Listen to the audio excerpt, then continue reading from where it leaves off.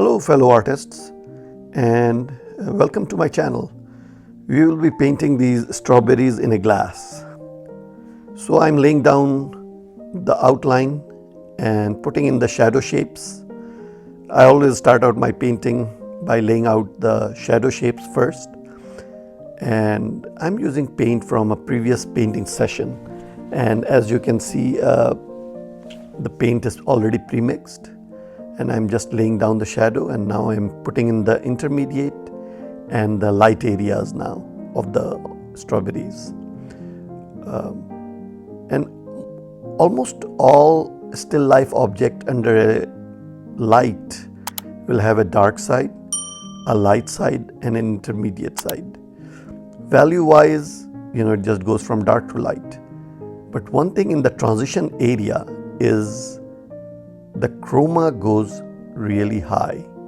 So you have to make sure that the chroma is high in that area. As you can see, I've just laid out the shape of the glass and the background area. And I am also putting down the shadow shape of the glass. And the shadow shape of the glass is rather simple. My focus is mainly the glass area. I'm putting down the rim, fixing my shape. So I've gone from large brush to small brush over here.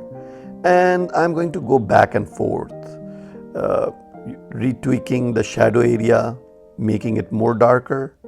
Because when you lay down the color the first time, it is very hard to judge if you got it right or not. So you always have to come back in and retweak your shadows and your lights. So it's an iterative process. And as you can see, I have made the left hand side of the glass darker and warmer compared to the right hand side of the glass, which is in the shadow side, and that is more bluer. So compared to that, the left side of the glass is warmer. I am going in with a brush and redefining the glass and the leafy area.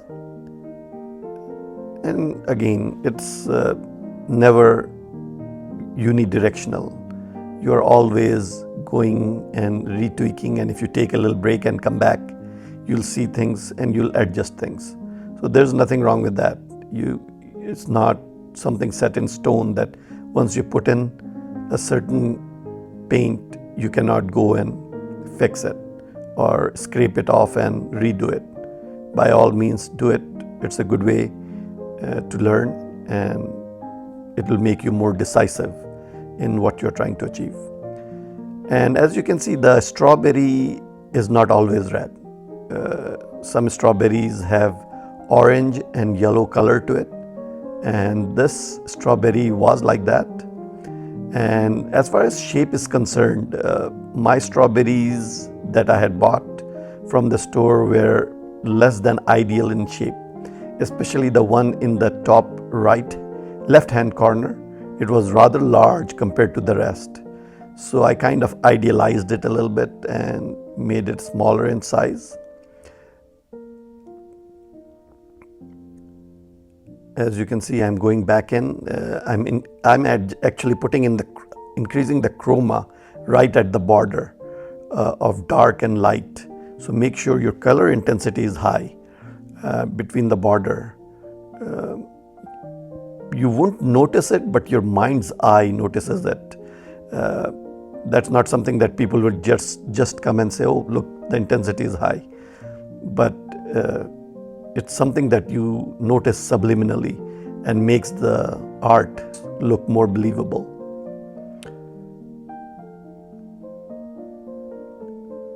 And again, retweaking, going between using bigger brush to smaller brush, adjusting the rim of the glass.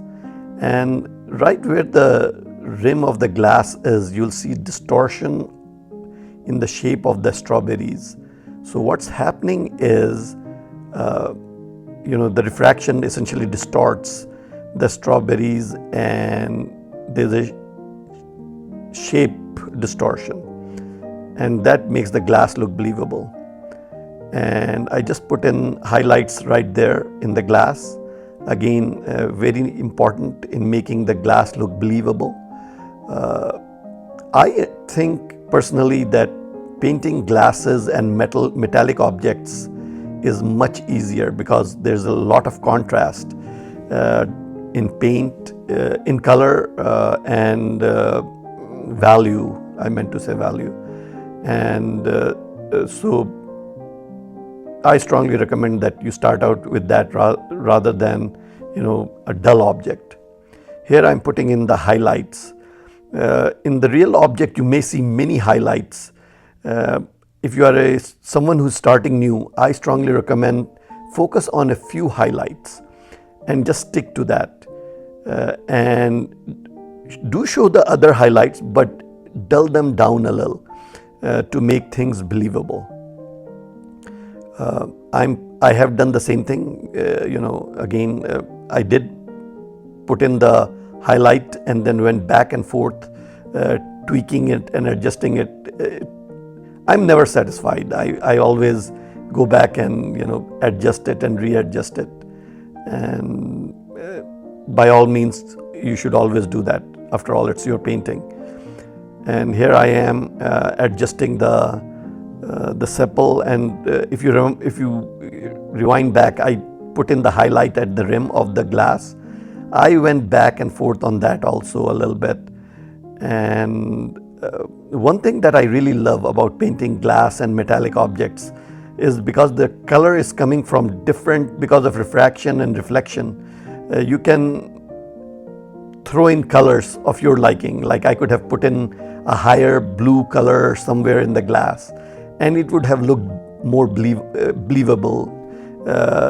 You can't do that with dull objects that much. You can, however, but it's much easier, let me put it that way.